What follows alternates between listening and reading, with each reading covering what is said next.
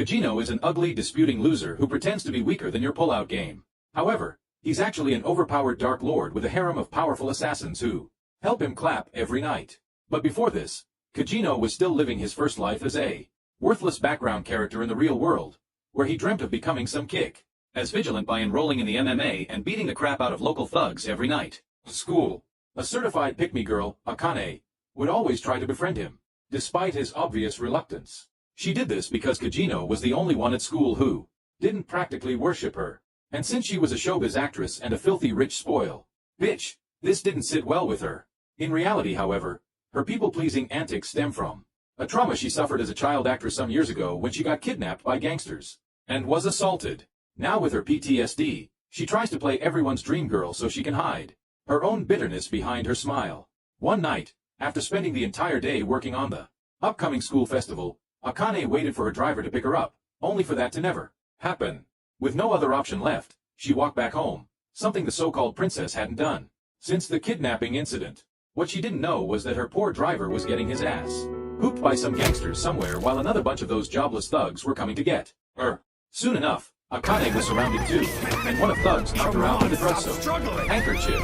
She saw Kajino, who was out on his daily criminal hunting stroll. When she came to, Akane found herself in an abandoned building where the kidnappers revealed they'd let her go as soon as they received ransom money from her cash cow parents. However, things soon got out of hand when one of those thugs forced himself on Akane and bitch slapped her for resisting him, triggering all her past traumas. However, just as she began crying, Kajino made a heroic entrance and introduced himself as the stylish ruffian slayer. True to his lame-ass name, Kajino easily condemned the first ruffian to hell. However, the next guy proved to be a challenge. This Taiga Chad turned out to be an ex-militant, which really turned on Kajino as he had always wanted to fight on. As their fight began, the Chaka immediately took the upper hand, using a dagger, but Kajino eventually showed him why he was the protagonist by using crowbars to restructure his ugly face. With both of them dead, Kajino freed Akane and vanished, only to wallow in his misery and lack of strength later. Meanwhile, Akane's rich parents covered up the incident. However, no one could ever find the masked vigilant, aka Kajino's real identity. The next day, when Akane greeted him, Kajino used her correct name, meaning that he now respected her as a person. However, since this wasn't a rom-com, their budding relationship died within numbered days as Kajino got into an accident and lost his life. In his final moments, he realized even his power had limits, and if a nuclear war were ever to break, his edgy ass would turn into smoked beef in a second. However, thanks to Truck Cummins' intervention, Kajino was reincarnated in a fantasy world with unparalleled magic power and a harem of hot elf girls who simped after him for kicks. Oh my god! Wow! Now, as the mastermind behind an underworld crime hunting organization, Kajino finally became the wannabe vigilant working in the shadows he had always wanted to be. However, he still decided to play the background character and hide his true identity and strength for kicks. In this parallel universe, Kajino was born to a hot mama and a looser dad in a family that trained dark knights for the kingdom. Even had an elder sister, who was drastically stronger than him, but only for the show since the real MVP had always been him, hiding in the shadows and wreaking havoc upon weaklings who dared to cross his path. Kajino's new power provided him with a slimy body coat that he could shapeshift into weapons and practically anything that he wanted, and he used it to show ugly losers their rightful place in hell. He mostly did it for the money because in this economy who wouldn't? Anyway, during one of his usual night hunts, Kajino came across a weirdly disgusting blob of meat and decided to use it as his punching bag for as long as it would last. However, while he was doing so, this blob of meat turned into a hot as hell elf one day, and he immediately changed his course of action. As this chick came back to her senses, Kajino flashed an edgy pose and pretended to be some overlord who had just saved her from a curse. He further fed her some made-up bullshit about a demon lord Diablo, whose subjects turned her into a slimy monster because she was one of the three descendants of the heroes that put the demon lord away. Knowing that his S***T was being sold, Kajino took a step forward and updated his name from the wannabe ruffian slayer to Shadow, and invited her to join his cult to hunt Diablo. The dumb elf, whom he named Alpha, immediately believed him and swore her life to protect him. From then onward, Kajino's ad-libbing won him simps over simps, and he eventually turned them into his personalized fan club, called the Shadow Garden. Meanwhile, he continued to live the life of a loser by deliberately losing to his elder sister Claire, who always pretended to be better than him. Later, as she turned 15, Claire was supposed to be sent to the Academy of Dark Knights. However, on the day of her departure, she went missing.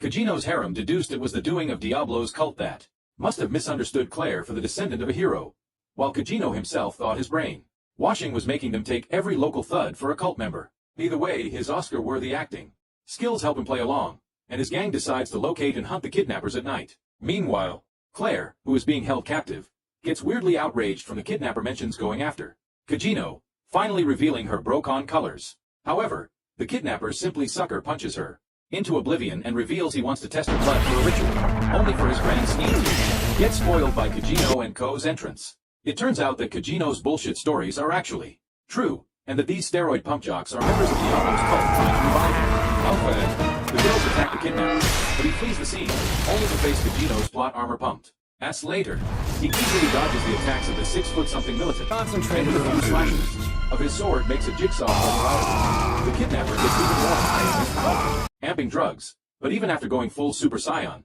he still loses to Kajino. Later, Claire returns home on her own and sets out to the Night Academy. With her gone, Kajino believes he can finally relax a little, only for all hell to break loose when Alpha and the girls reveal they have decided to part ways with him and pursue their individual lives. Kajino wonders where he went, short on his raise, but the girls promise to still be connected with him as long as they are after Diablo and his cult. A few years pass and Kajino travels to the capital to enroll at the night school as well, however, since he still needs to continue playing the role of a loser.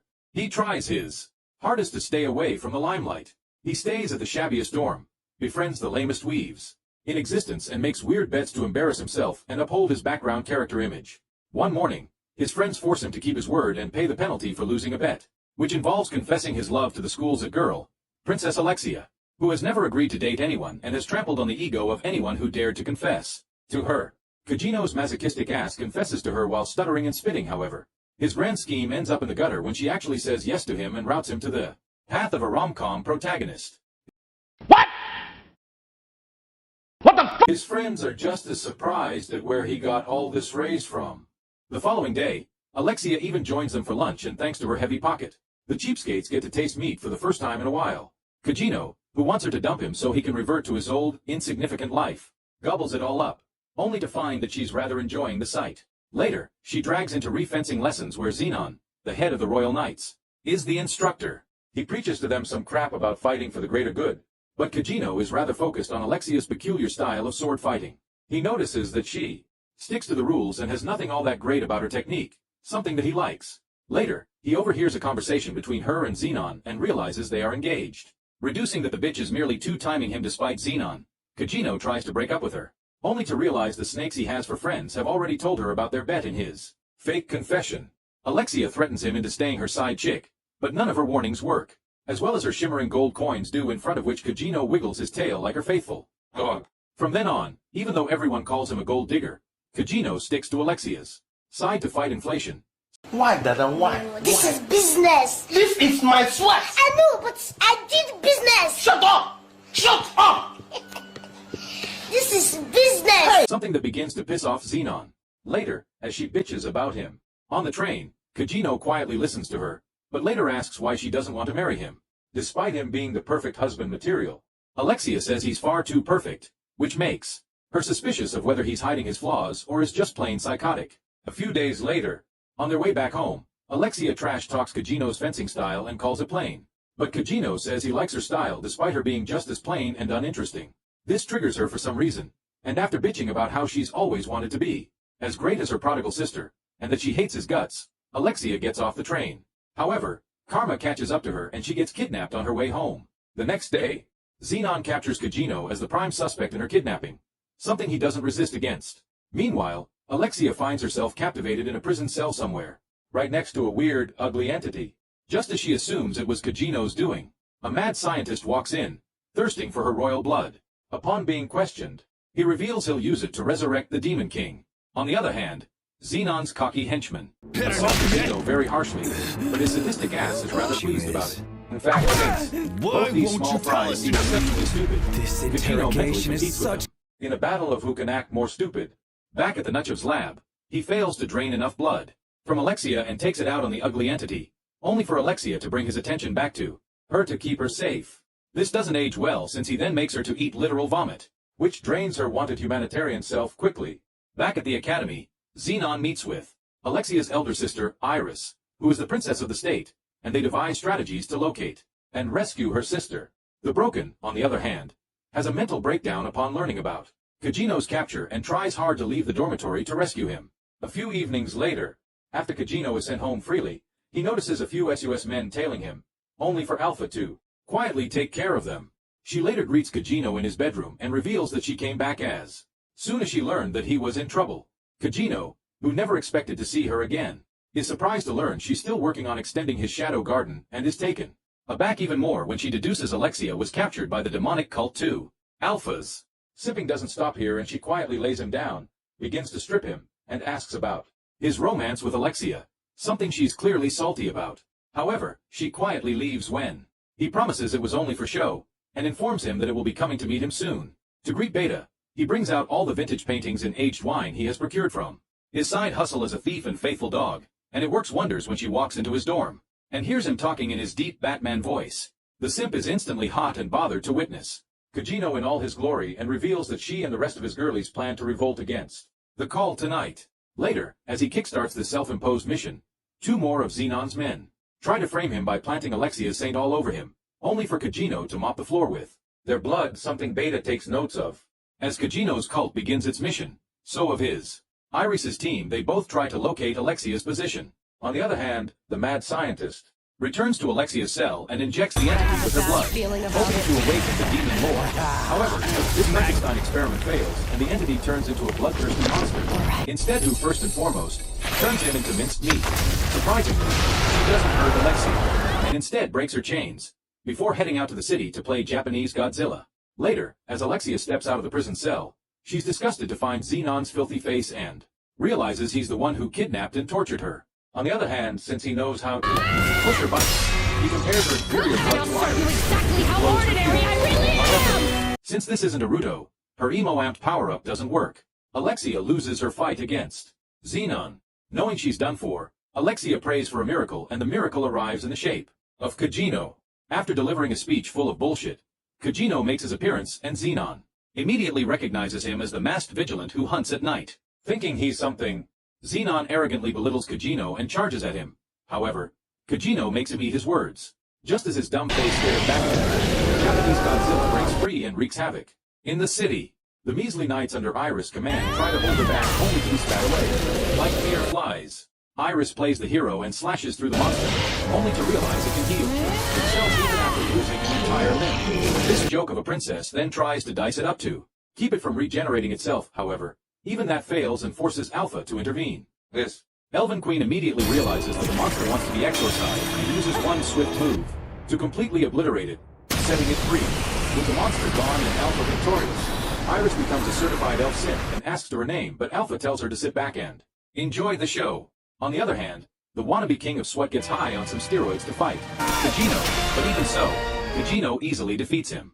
He then triggers him on purpose by mocking his big mouth, which forces him to take even more pills. The resulting exchange of blows between their swords makes Alexia realize that despite being extremely powerful, Kajino's technique is very plain and simple, similar to her technique. On the other hand, after suffering yet another defeat at Kajino's hands, Xenon puts on his final Halloween costume and calls himself the Chosen One, only for Kajino to use his ultimate atomic level attack and annihilate him. As the sparks from his attack shine all over the city, all his fangirls feel butterflies from afar, while Alexia swings her sword around once Xenon is obliterated and Kajino leaves. Soon, her useless sister arrives and embraces her, glad to find her alive, and the two put their family issues to bed. The next day, Alexia beats up with Kajino at school, and thanks him for praising her fencing style, and with blushing cheeks, asks if they can continue to date for a little longer. Our Gigachad curtly rejects her, making her unleash her sword at him in retaliation.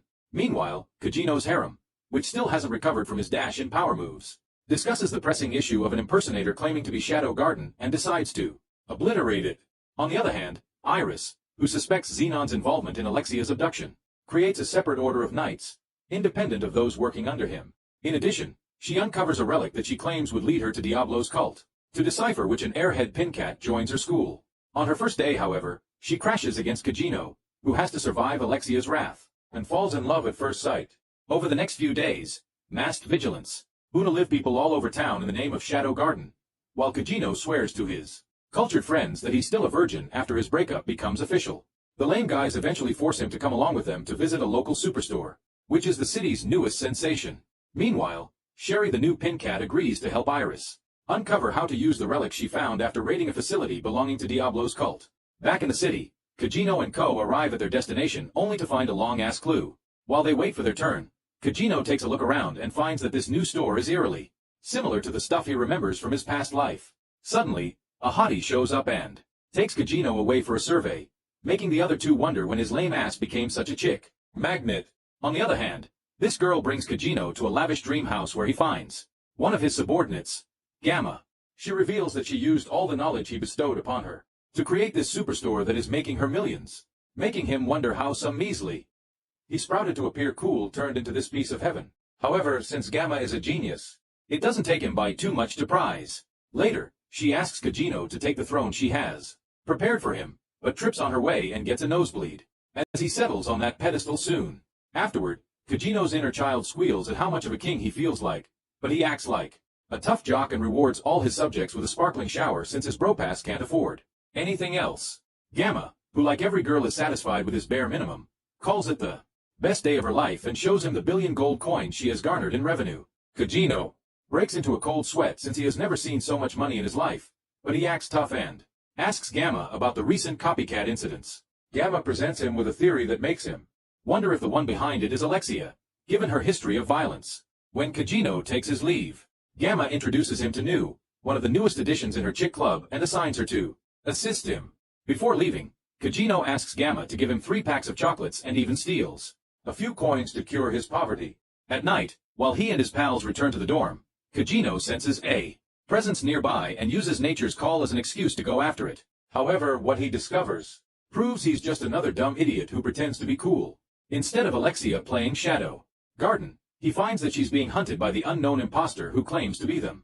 Instead of helping her right away, Kajino, being the gentleman that he is, sits back and enjoys while the damsel deals with multiple vigilants at once. However, when things get out of hand, he intervenes and condemns them to hell. This doesn't sit right with Alexia's communist ass, and she asks him why he doesn't use his power for the greater good. Kajino tells her to shut up before he leaves, and she collapses. He then goes after the other one of the thugs and hands them over to New for interrogation.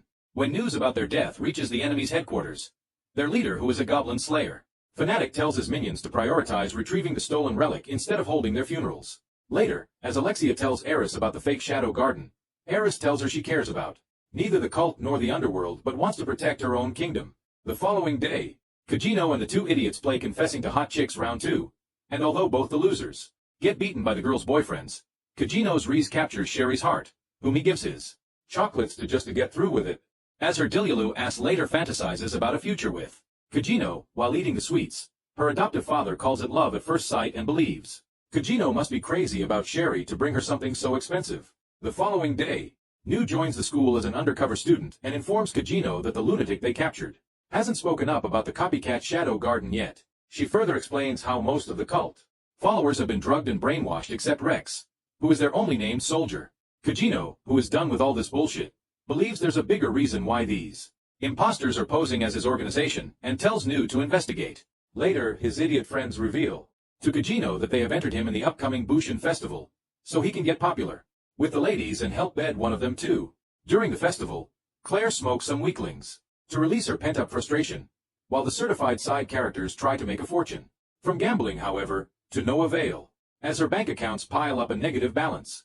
Kajino faces Rose, a warrior princess in his first match, and realizes he has to get his ass hooped if he wants to win the Best Side Character award. They charge at each other as the match begins, and although Kajino has multiple possibilities to strike at Rose, he chooses to swallow some fake blood and get smoked.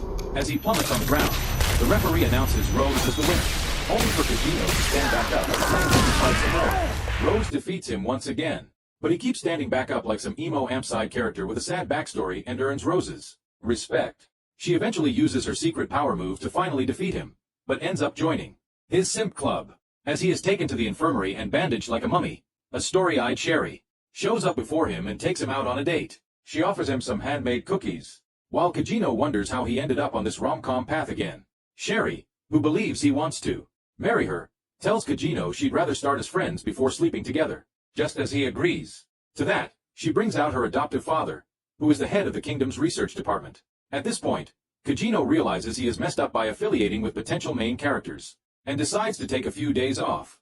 That evening, Sherry can't help but fantasize about Kajino again, and later visits Alexia to inquire about her relationship with him, simply because she's jealous.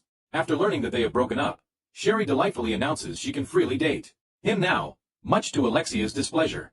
Since she still likes Kajino, Alexia gets a seizure from imagining those two together, but pretends to be a tough, cold-hearted bitch. A few days later, as Kajino rejoins school, Rouge shows up to their class and talks about some upcoming election. Meanwhile, the Goblin Slayer copycat uses an antique relic to cast a barrier around the school. Kajino realizes something is off, but when he tries to use his magic, he finds that it doesn't work. Right then, the cult Soot Vigilance break into their classroom and tell everyone to get on their knees, only for Rouge to refuse. She pulls out her sword and tries to act like a hero, however. She has no idea her magic won't work on the opponent. So right before she gets screwed, Kajino butts in and shields her, only to be discarded as his side piece himself. On bright side, Rouge's delusions upgrade and she starts believing he is smitten with her enough to lay his life in her service. Although everyone believes he's done for, Kajino is just thrilled to finally have terrorist attack stories to flex before his grandchildren. Later, as the cult's leader locks up all the students in the auditorium, all his lackeys search for the relic.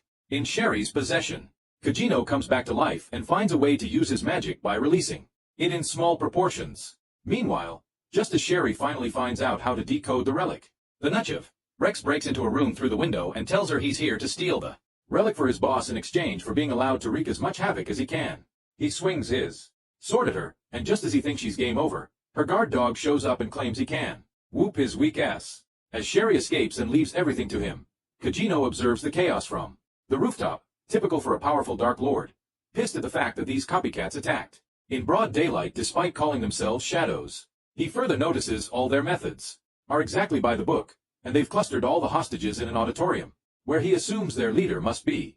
However, since striking before dawn isn't his style, Kajino sticks to attacking them from the shadows and wipes out unit after unit. Suddenly, he finds the pink idiot running around the hallways completely exposed and secretly saves her dumbass by wiping out everyone who targets her. When it's time to finally make his appearance, he shows up as her knight in shining armor and catches her as she trips. Surprised to see the bloodstain on his clothes, she asks if he needs to be rushed to a hospital, but he acts tough and instead lectures her about her carelessness. They later head to safety in a library where Kajino realizes Sherry is the MC of this arc, but wonders where her sidekick is. Later, her big brains tell him about the relic the enemy is using to block their magic, and show that the one in her possession can be used to block its effects. She also explains how the relic only absorbs the magic it has been exposed to before, and Kajino realizes he can use small-frequency magic because it's practically undetectable. Upon learning that the relic can only function in places where magic energy is concentrated, Kajino realizes that the relic is currently in the auditorium, and the two form a tag team to first decode the relic in second and then stop the Goblin Slayer's grand scheme. As Kajino goes back to her study to retrieve the instruments for the first part of their plan, the cult's leader trash talks Rex about how much of a shithead he is for not being able to overpower a single weak good-for-nothing bitch. Rex tells him he needs to watch his own ass since half of his army has already been wiped out before he heads back to find Sherry. However, as soon as he gets back inside the building, his minions disappear and Kajino greets him with a punch to his sorry face. Since he can't see Kajino thanks to his speed, this went cast a magic net around himself to keep him at bay, only to find Kajino right in the heart of his defenses. As this self-proclaimed supervillain turns into Kajino's soccer ball, he ends up in a church full of the corpses of his comrades and begins to lose his sanity. Right then, Kajino appears from behind him and adds him to his corpse party. Meanwhile, Nuu gathers info at Sherry's office. She finds one of her guards there who happens to be her ex-fans. Pissed off at their breakup, she pulls out a blade to finish him off only to be interrupted by Kajino, who is there to gather instruments to tune the relic. Nuu informs him that his girlies have already infiltrated the school and will be ready to attack as soon as he signals them, and Kajino tells her to do nothing until the relic is propped up. Later, while Sherry finally makes herself useful, the students locked up in the auditorium begin to grow restless. The knights under Iris' command hesitate to break in because they suspect there might be more rats within the building, while Nuu signals Gamus they put. Rose, on the other hand, worries they would still pretty much flunk it before the evil called Lord, even if they did break in. On the other hand, Sherry manages to activate the relic and takes Kajino to the auditorium via a secret passage her father told her about. His cinephile ass loves the thrill of playing James Bond, but Sherry is reminded of how brutally her mother was Una lived in there by none other than her shithead adoptive father, whom she blindly ignored in hopes of at least keeping a daddy. After Sherry heads to the auditorium via this pathway, some lunatics at the hostage site shoot their guns at the poor students, a sight that amuses their sadistic psycho leader. However, the wimp Rose refuses to take action because she's too busy pissing her pants. Sherry watches all this bloodshed and, in a fit of rage, throws the relic up in the air. It instantly reacts to the one in the cult leader's hand and wipes out the barrier. With their magic back in action, Rose wipes out a bandit and inspires the others to fight back. As chaos ensues, both teams come at each other's throats and Rose struggles against a number of attackers targeting her. However, just as she thinks she's cooked, Kajino makes yet another cool entrance and praises Rose's swordsmanship. This blind bitch also doesn't recognize he's the loser Kajino plays at school. Meanwhile, Kajino and Co. overwhelm the cult with their power, so much so that the wimpy leader tries to flee. Kajino notices this, but before he reacts, the shithead sets the entire school on fire. After Rose barely evacuates the students, Iris finally shows up but still proves to be just as useless. On the other hand, Sherry tries to look for her father but to no avail. Meanwhile, the cult leader heads to Sherry's study and sets her books on fire. It turns out that the Goblin Slayer wannabe was Sherry's shithead father all along, something that Kajino already guessed. When asked about why he's doing this, like every villain ever he recites his sob story, it turns out that he was once at the top of the sword fighting game, but an injury knocked him off the charts. Now he's salty about this and is basically throwing a tantrum. This shameless guy even goes on to boast how he got rid of Sherry's mother simply because her dumbass was getting in his way, and later invites Kajino to a battle of fists when he makes it clear he doesn't give two shits about him or his past. One move from the edgy old man sends Kajino to the afterlife, only for him to be resurrected as the evil Dark Lord he truly is. Witnessing his unparalleled reads, the man realizes he'd be done for unless he uses steroids. Once high, he turns into Voldemort with hair, but Kajino simply stands and dodges all his attacks and eventually cuts him all up. As he meets the same end as Sherry's mother, the dumb pink cat walks in and loses her mind, mourning the douchebag that orphaned her in the first place. Meanwhile, Kajino walks away without telling her the truth. The following day, Kajino becomes an international villain on the news front page, something that doesn't sit right with Alpha and his other bitches. Meanwhile, Sherry approaches him as their racist school finally closes for good and reveals that she's leaving for another city to focus on her research. When Kajino asks why so, she says it's a secret, and the two bid farewell to each other. Over the next few days, Kajino enjoys his life of solitude after evading his pestering sister and receives a letter from Alpha, inviting him to a holy land somewhere. Meanwhile, his gang of simps extends to the literal half-bitch Delta and Epsilon, who doesn't believe flat is justice. In fact, with the slimy power Kajino granted her, she turns her plums into watermelons to give Betta's curds a competition. This natural beauty, on the other hand, spends her time writing ice-slash and fan-fiction with Kajino as the male lead of her dreams. However, when she hits writer's block, Betta is left with no choice but to head outside and face Epsilon in a battle of assets. Unfortunately, since being slimy isn't Epsilon's number one quality, she uses her nasty bitchy personality to argue that Kajino has been thirsting after her more often than her, simply thanks to her juicer melons.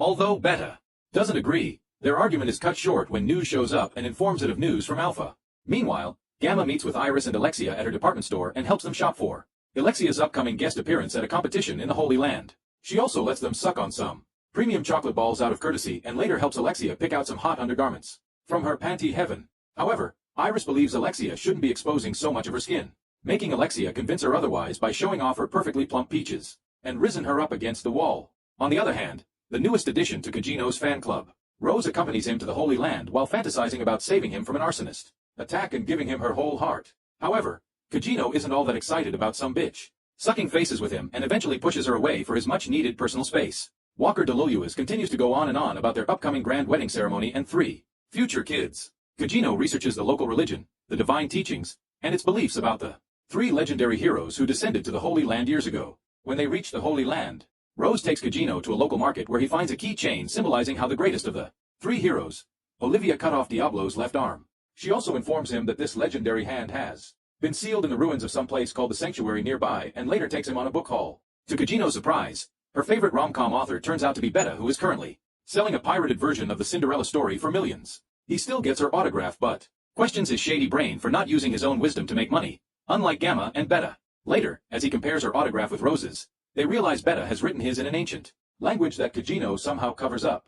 Meanwhile, an edgier version of Alpha infiltrates the local church, only to find that the Archbishop has been eliminated, along with his minions. This makes her question what he was hiding, but she leaves right before she gets captured. At night, Kajino watches over the city like some supervillain while he innocently eats some ice cream and later turns completely sadistic as he uses the ice cream stick to slice an imposter in three. By then, Epsilon shows up and tries to get his attention by showing off her bouncy melons. However, the tough guy is more interested in getting information on their ongoing mission than some slung implants. After hearing her report, Kajino says he'll carry out his side of the mission. However, he wants and leaves. The next evening, he heads to the local hot springs to enjoy some peace away from his annoying fangirls, only to find the pioneer of his harem soaking wet at the same. And, although Kajino completely ignores her existence, Alexia can't believe her luck for crossing paths with him but naked after buying all those expensive panties. However, being a cultured woman, she also can't help but oval at his physique and says she's glad he's alive, after getting injured so badly. While attempting to continue their small talk, Alexia reveals she's in the Holy Land to attend the upcoming goddess's trial and learns Kajino is only here as an accidental tourist without actually knowing about how the event goes. She explains that the chosen warriors basically summon strong emperors from the past and fight them, something that Kajino isn't all that interested in. Realizing this, Alexia mentions she's disappointed in how her juicy assets aren't winning any of his attention, and Kajino explains he likes to keep his eyes to himself at hot springs. Instead, he asks her to stop ogling his Excalibur. Alexia mocks him for being delusional and calling some measly warm ant Excalibur. However, she's instantly proven wrong when he stands up and flashes a sausage at her. After he leaves, the poor girl is left distraught and questions her entire existence. Oh! Ew! Dude! What? The next day, as the trial begins, the new Archbishop kick-starts the ceremony with a long, boring speech, while Alexia internally curses the Baldy for ignoring the previous bishop's death, almost as if it never happened. She further recalls how he cancelled their inspection and humiliated her just hours ago, which further infuriates her. However, her attention immediately gets stolen by Bida, or rather her huge size, when she's introduced as the guest of honor following the success of her novels. Expect a lie. The crowd roars when she bends down and flashes her assets, while Alexia's insecure ass feels mad about not receiving the same treatment. Bida's smug jealousy toward Alexia for being Kajino's ex doesn't help either, and the bad blood between the ladies becomes obvious very early on. Their bickering fades into the background when Rose is introduced, right after which the trial begins. The puny first contender, who looks like he hasn't worked a day in his life, calls out to the ancient warriors only for no one to answer his calls. As he drags his weak ass back to the chambers, an arrogant, sturdy knight takes his spot, only to meet the same fate. Meanwhile, Kajino watches this from the stage and imagines himself making a flashy entrance in the middle of the game like every edgy weave ever. He also struggles with wanting to take the field to clap everyone's asses, and needing to sit back and play the best extra if he possibly can. However, his fantasy turns to dust when the announcer suddenly calls out his name as one of the participants. Meanwhile, his ladies infiltrate the entire city to get info and to stay stationed at their specific locations.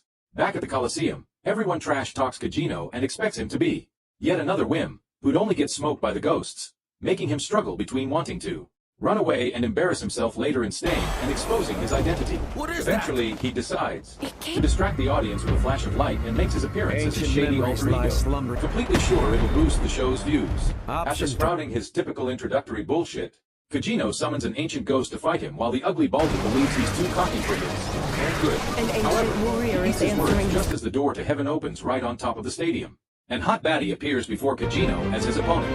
This intimidating lady happens to be the Witch of Calamity Aurora, who long ago wreaked havoc throughout heaven and earth.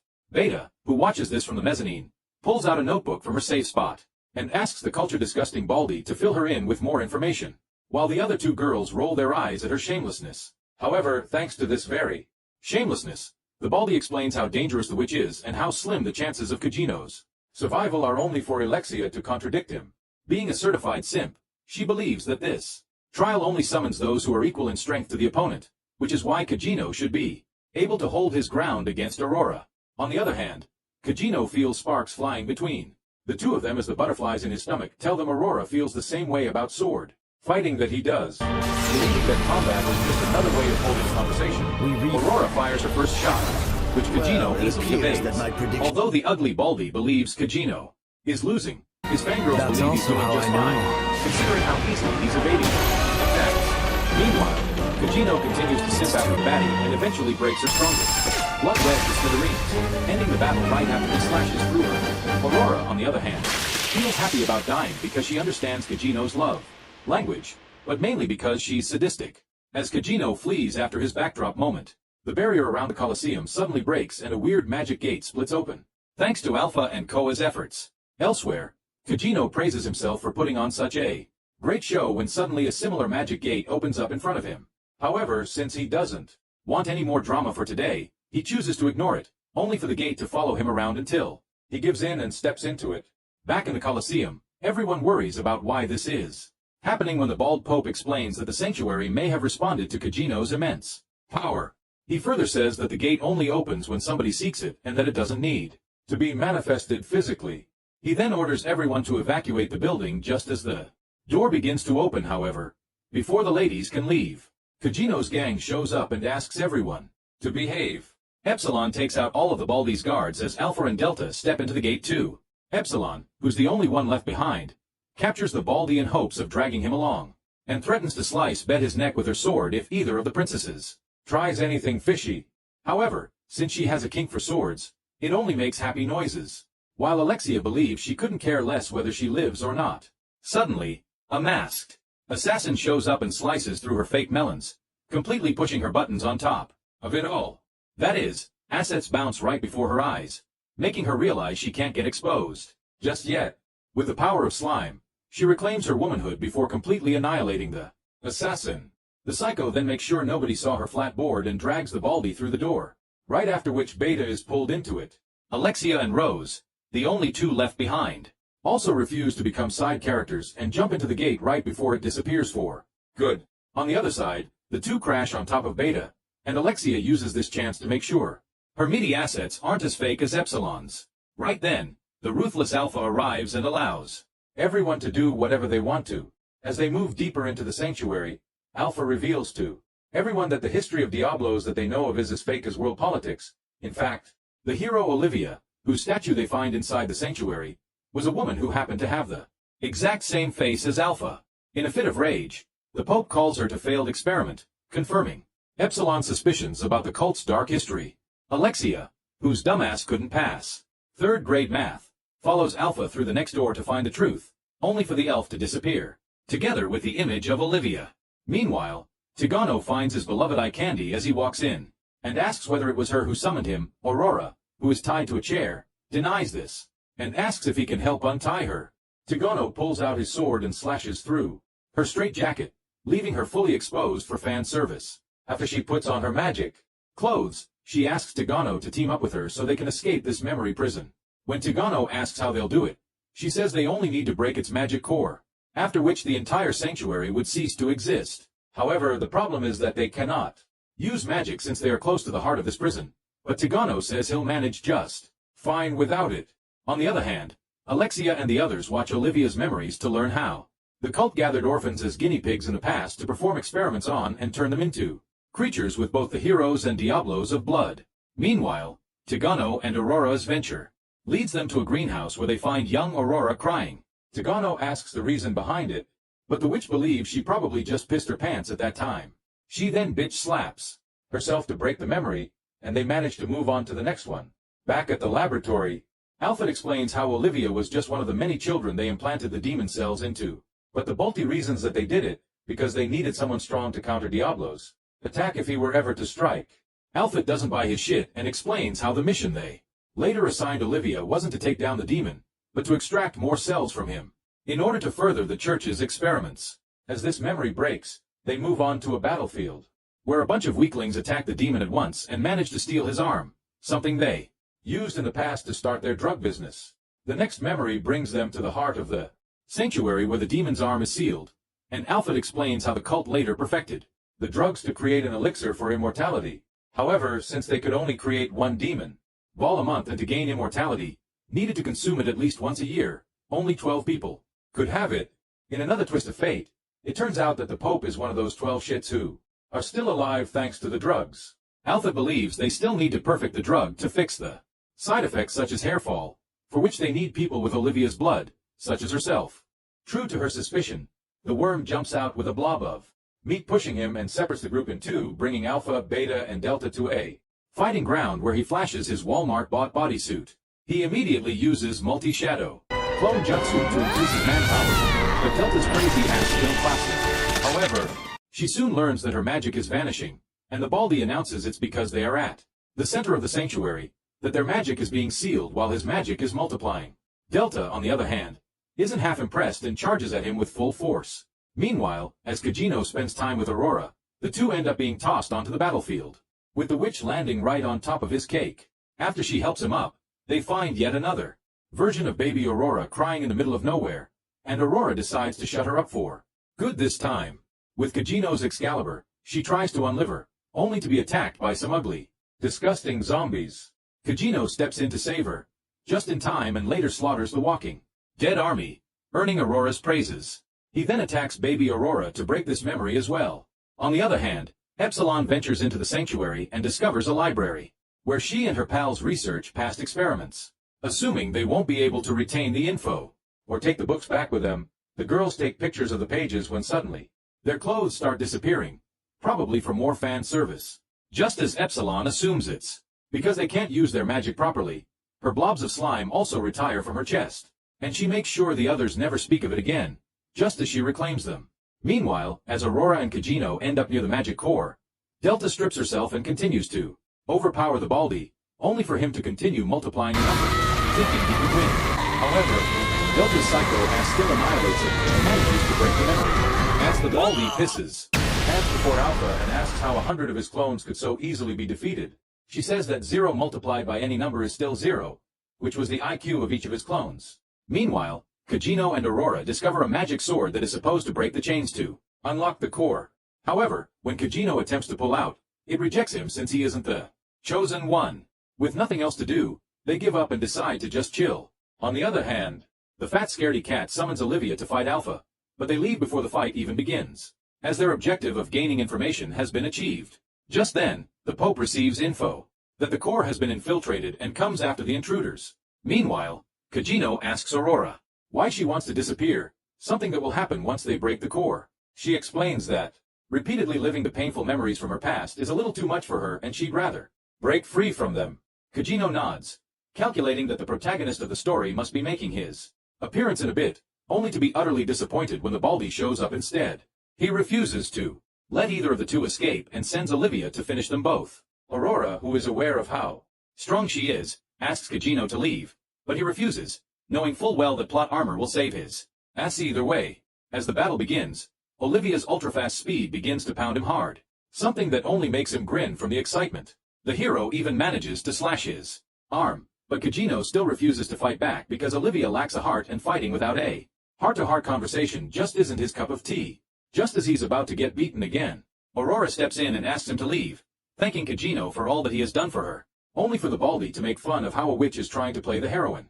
After hearing some more of their bullcrap, Kajino refuses to be treated like some damsel in distress, only to be fatally attacked by Olivia. However, since he planned to get attacked like this, Kajino uses the narrow distance between himself and Olivia to pull her close and leave a hickey on her neck to make her disappear. Seeing this absolute horror, the Pope asks how Kajino could survive being stabbed in the gut, and he explains he can shift his organs, using magic to avoid getting critical hits. This tactic allows him to close the gap between his opponents and himself and counterattack in the best way possible. The Pope asks whether he's right in the head before launching his second counterattack with 100 copies of Olivia. However, even this time around, Kajino uses one swift move to finish them all. Just as his magic returns, he explains he solidified his magic until it couldn't get absorbed into the surroundings anymore and finally managed to manipulate it right now. Pissed off, the boldly orders even more Olivia clones to attack him. Only more him to mop the floor with them. It's like fighting a bunch of scarecrows. Yes! He launches final attack, only to be stabbed in the heart by Olivia. However, this still doesn't face him, and he manages to destroy the entire sanctuary, including the magic core. Meanwhile, his baddies watch this scene from afar. Sometime later, Kajino wakes up in a garden, with his head lying on Aurora's lap, and explains to her how he shifted his heart to the right side to survive the attack. Unaware of how medical sciences work, she calls him amusing, only to realize she has started to disappear. In her dying moments, she confesses it was she who summoned him because she wanted to disappear and free at everything. However, now that she has met him, she doesn't want to forget the time she spent with him. Kajino also thanks her for giving him a good time as she caresses his lips and kisses him, before turning into stardust. Meanwhile, as Alexia and the girls wander through the forest, Alexia whines about how weak and worthless she felt throughout this arc, and Rose agrees with her, complaining about how they still know nothing about either the cult or Kajino syndicate. Beta asks what she plans to do about it, only for Alexia to suggest that the three of them form their own girl squad and gather information they might later be able to use. Beta believes Alexia is too stupid to play any form of Sherlock Holmes but still joins her.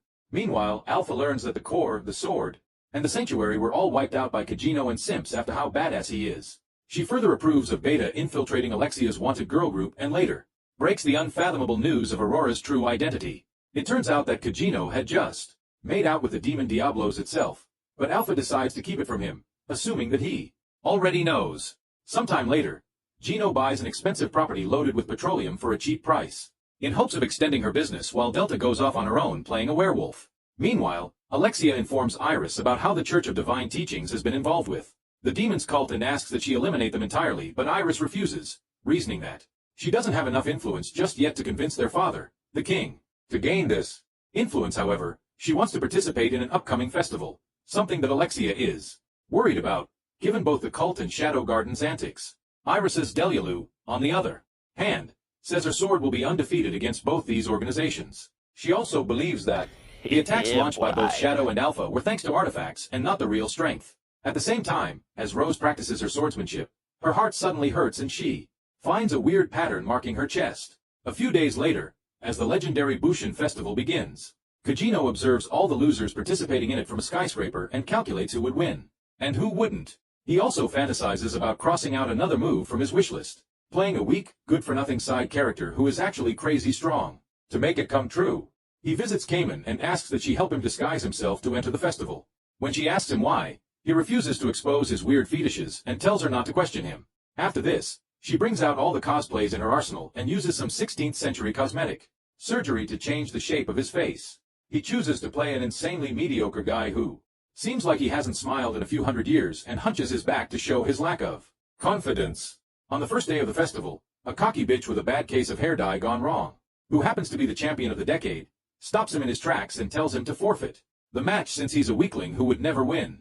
Kajino ignores her warning but feels butterflies in his stomach upon realizing that his disguise is working perfectly. However, this annoying bitch isn't alone and has a bunch of simps following after her, one of whom is a sturdy jock who is a complete head case. Although one look at him tells Kajino he's the king of losers, this guy thinks he's something and tells Kajino to do as Honoro says he should. This allows Kajino to flash his most baddest line, yet as he claims he's at least stronger than the third-rate lackey, only to piss him off. In a bit of rage, he punches Kajino and sends him flying, but he stays unharmed and calls him a weakling. This triggers his insensitive ass ever more and he pounds him into the ground, only to stop when Honoros tells him to, thinking he has learned his lesson.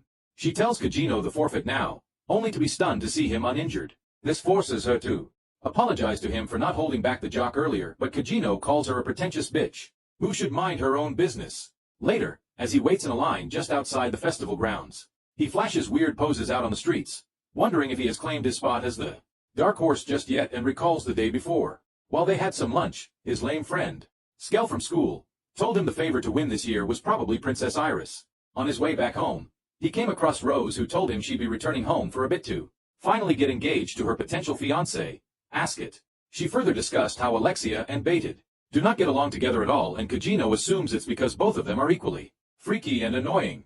Before she left, Kajino offered her a burger he bought for takeout, and asked her to relax her stiff shoulders. Touched, Rose requested that he believe in her, and the fact that she'll serve the people of her kingdom well, and Kajino agreed. Back in the present, he watches the first round of the festival with his dumb pal who was wasting all his money by placing bets on losers.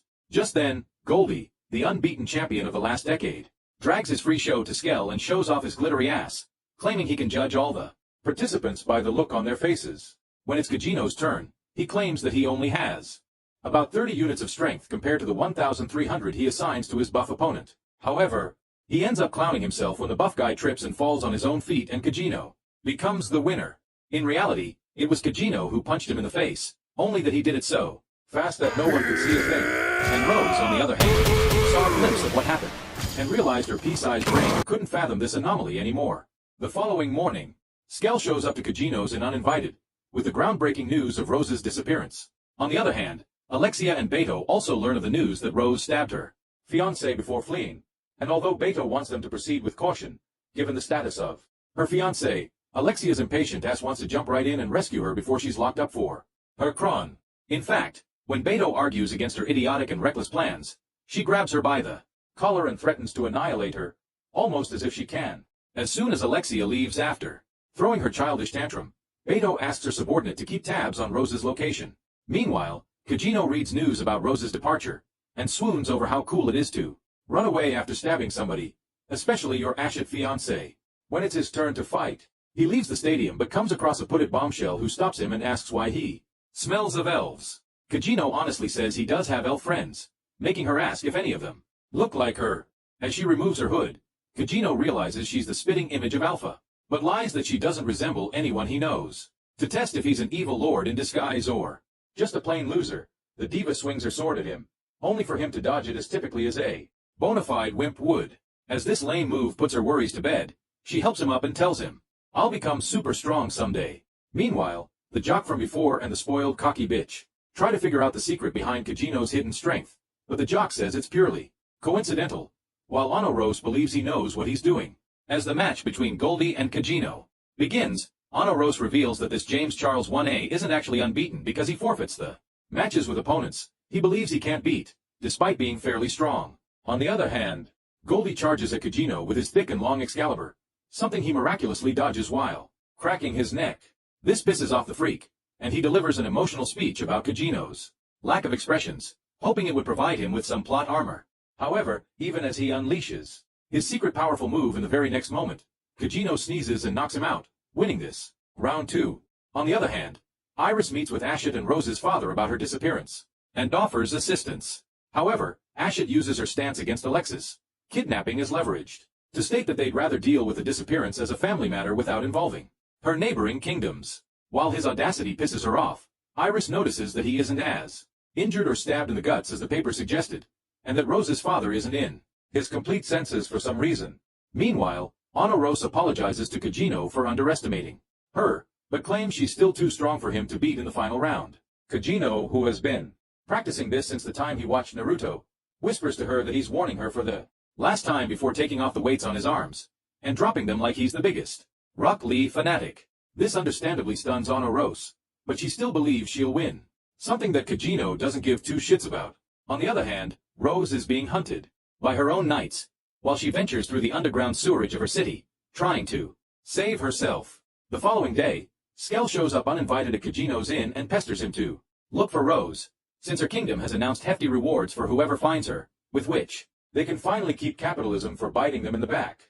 Although Kajino doesn't want to move an inch, as soon as he catches sight of his sister walking toward his house, he instantly changes his mind and flees with Skell. On his way to find Rose, Kajino comes across a piano sonata he dearly loved in his previous life, and suspects that somebody else besides him got resurrected. To find out who it is, he walks into the auditorium playing this piece, only to find that it's Epsilon plagiarizing Beethoven's creation, and his ideas once again. Disappointed but not surprised, Kajino recalls being forced to take piano lessons as a kid, when all he wanted to do was run around in the neighborhood with plastic guns and play a street ruffian. This changed when he discovered a tune called Moonlight, and began yearning to play this in the background of achieving world dominance one day. Back in the present, after giving Kajino an eargasm with this melody, Epsilon thanks him for showing up, in exchange for which he praises her outfit, and how well it fits her curves. Leaving her flustered, he walks out of her room and decides to steal the piano, but out on display at the Music Academy. Meanwhile, as Alexia and Beta try to look for Rose, she seeks refuge in the stinky sewers after being completely cooked from all the consecutive fights with the knights and running away. Additionally, as the wound on her chest begins to grow, she realizes she's about to be possessed. In her final moments, she recalls her last meeting with her fiancé, during which she realized that her father was high on some green leaves and under the Ashit's control, which forced her to pull her sword at him. Although the blade barely cut him, her own men instantly turned against her, and she had no choice but to flee, just as she drowns in her misery even further. A beautiful melody catches her attention, and she realizes it's Beethoven's Moonlight, her favorite sonata. Upon discovering her's playing it, she finds Kajino finally fulfilling his dream of playing his edgy alter ego with this dark music in the background. Like some dumb bitch, she begins to clap for him, only for Kajino to question why she's here. This inspires her to yap about her sob story and how she wanted to protect everyone that couldn't. After hearing this, Kajino grants her a piece of his magic and tells her to continue to fight, right before he vanishes in style. As the wound on her chest instantly heals, some masked vigilants surround her, only for Rose to defeat them all in one swift move. Now that she has Kajino's strength, feeling this immense blow, Alexia and Beta locate her only for Rose to ask that they leave her alone. As Beta realizes this bitch has inherited Kajino's contagious edginess along with his strength too, Alexia reminds her of the promise they made to support each other. However, Rose is too cool to talk to her now, so they instead engage in a fight, only for her to kick Alexia's ass. After leaving her with Beta, Rose finally leaves the gutter to officially become a road vigilant. On the other hand, Kajino returns to his dorm only to find Claire waiting for him at the door, and she doesn't seem too happy about him making her wait. Soon enough, she drags him back home and sits on top of him, choking him for making her wait for so long, making him wonder what kind of kink this is. She further elaborates and whines about Kajino not accompanying her to the countryside during her summer break, and gives him a VIP ticket to the Bushin Festival, telling him to attend it if he wants to make up for his broken promise. As he barely survives his sister's antics, Alexia discovers that Beta has left the city too. The following day, the semi-finals of the Bushin Festival begin, and Kajino heads to the VIP section, only to find Iris occupying the spot next to him. She doesn't instantly recognize him, but when he mentions Claire, she realizes he's the same kid they groundlessly tortured when that good-for-nothing Alexia was captured. Realizing her mistake, she apologizes to him for the misconduct of her nights, making Kajino bite his lips out of fear that this special treatment might ruin how hard he has worked to stay on the sidelines. She further wishes he would stay friends with her sister as he was, but Kajino explains he was merely sucking up to her for money. Right then, the others ask Iris who she is rooting for in this match, and she mentions Anna Rose. This makes Kajino curious about what they feel about his character, so he asks what they think about him, only to learn they think he's just a weak ass who acts cool because he's got some speed. This makes him realize he could have won the Academy Award if he tried to in his previous life, and he excuses himself to join his next match. On his way to the changing room, Kajino comes across the elf from before who he now knows is the queen of fencing Beatrix. This startles him a little, but she merely asks him about Alpha again and exchanges her hamburger with the one he bought before. On the other hand, Ashit shows up to spoil the mood and asks her who she thinks will win the next round, Anna Rose or Kajino. Although Iris acknowledges Anna Rose's strength, she mentions the confidence she feels in Kajino's eyes and believes there's a slim chance he might give her a run for her money. True to her word, as the battle begins, Anna Rose's arrogance once again judges him from her high horse and believes she'll win just as long as she outdoes his speed. However, even with repeated attacks, she fails to break his defenses. When it's Kajino's turn to wipe the floor with her sorry ass, he appears on her blind spot and slices through her shoulder, breaking her armor and finishing her in one swift move. Ashit, on the other hand, pisses his pants after witnessing Kajino's immense power and wants to either recruit him to the demon's cult or wipe him out. After some time, the loser bitch approaches Kajino and apologizes for underestimating him and admits she has been an arrogant prick. Kajino also acknowledges her strength and shakes hands with her before leaving quietly. Meanwhile, after winning her next match fair and square, Iris spots Beatrix and invites her to become her guest during the next match. The Elven Queen of Hotness, on the other hand, offers her a hamburger in return. On the day of the finals, Kajino enjoys some princess treatment in the VIP section when Iris shows up to annoy him. She asks how he's drinking coffee so easily, when she can't do so because it's bitter. To get this conversation over with, he suggests she add lots of milk and sugar to her coffee. After doing so, she does enjoy the drink but ends up violating half of the world's rules. Just as they enjoy their coffee in silence and Kajino feels like a celebrity, Beatrix shows up but the guards refuse to allow her inside with her weapon. Iris immediately intervenes and after she exposes her identity, everyone who was previously acting tough kneels before her and begins bootlicking to get on her good side.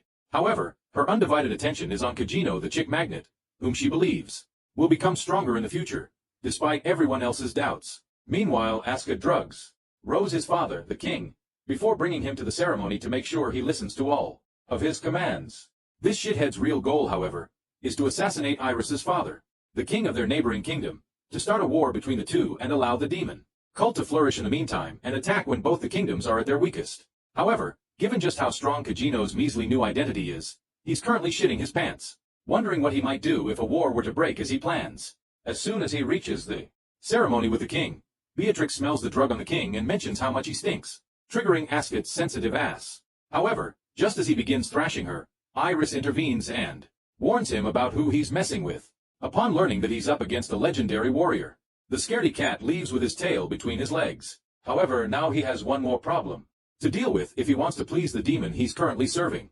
Soon enough, the final match between Iris and Kajino begins, and upon shedding her first glance, she realizes just how strong he truly is. She also realizes that no one has seen the full extent of his power yet and plans to finish him before that gets unveiled. With this plan in place, she pulls her sword and aims to finish him in one swift move. However, just as she moves, she envisions Kajino slashing her throat in two and becomes completely paralyzed. Confused and wondering whether there's a bug in the matrix, she tries again, only to imagine her leg flying off this time, almost as if he's awakened. To Sharingan, Kajino continues to show her visions of her death while Rose breaks into the VIP section, only to discover that all the cult members have been wiped out. Turns out that it was the work of Shadow Garden that implores her to move forward with her mission. Back in the match ground, as Iris continues to fall back without attacking, the audience begins to trash talk her, forcing her to charge forward. However, even this time, a vision stops her and Strike them all down together! Uses this opening to plummet her into the ground. As she gets hooped in front of the whole kingdom, her disappointed father leaves the arena while Asha panics over just how strong Kajino is, but before he can do anything about that, the bigger problemaker Rose shows up and apologizes to her father for all the wrong she has done. Yet the old guy, who is supposed to be possessed, responds to his daughter's apology and forgives her, pissing Ash out off. Right then, Rose draws her sword and charges at him, but he uses a sick old man to shield himself, whom Rose stabs in the process. Remorseless, she decides to slice her neck in half later, revealing that it has been her plan all along to end the royal bloodline so Ashat can't abuse them to wage wars anymore. However, before she can do that, Kajino steps in and reveals his identity to Shadow, whom Rose finally recognizes as the bandit from her past who saved her life. After she confesses to being his biggest fangirl, Rose leaves the stadium and Kajino points his sword at her shithead fiancé, only for Beatrix to step in and take him head-on. As war breaks out, Iris' father decides to implement martial law, and asks his men to follow the runaway Ashat. On the other hand, while Kajino and Beatrix clash their swords, the truth about his real identity pisses Iris off for the sake of drama, and she swears to finish in with her own strength. On the other hand, Beatrix struggles to keep up with Kajino's supersonic speed and bites the dust every time she tries to land a hit. Right then, Iris shows up with a cheat code up her sleeve in the shape of an artifact, only for Kajino to mock her for being weak and using underhanded means. This blows her fuse and she fires off her first attack, which Kajino dodges as if it's child's play, all the while evading Beatrix's attacks. Meanwhile, Rose comes across Alpha, who offers her two choices. One, that she joins them, proves herself worthy, and saves her kingdom. Two, goes off on a solo ride that is bound for doom. The princess thinks hard for a moment, but eventually chooses the first one, officially becoming a part of the Shadow Garden. Meanwhile, the girls take Kajino to the streets, since that's where he belongs. But even after they launch attacks after attacks, Kajino survives them all. Eventually, he gets his hands on a pair of crowbars, his favorite weapon, and clashes with them on a moving train, easily holding the upper hand. While Beatrix